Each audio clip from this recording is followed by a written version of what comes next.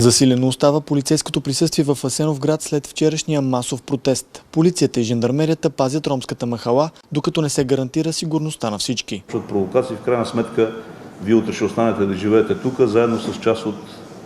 На Асеновград настояват за адекватни наказания за виновните за боя на деца гребци от града и техните треньори. Според тях проблемите създават роми, дошли от други населени места. Къде ги изгорят? Но защо се случва? Този конфликт има някакъв зародиш.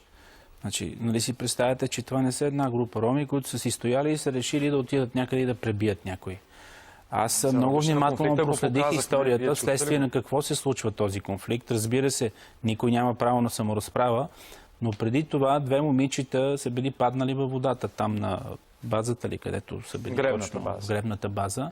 Били са паднали във водата и тези няколко ромчета, които са били там, са се притекли на помощ на тези две момичета.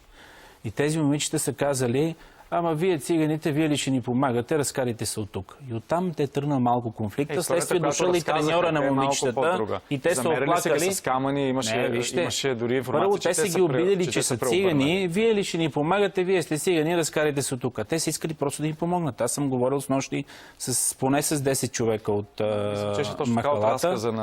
Имам информация, включително и ваши колеги, други журналисти, има репортаж в интернет, може да ги видите от така съвсем от... Дори да е така, както казва господин, трябва да излезе група от махала. Искам да кажа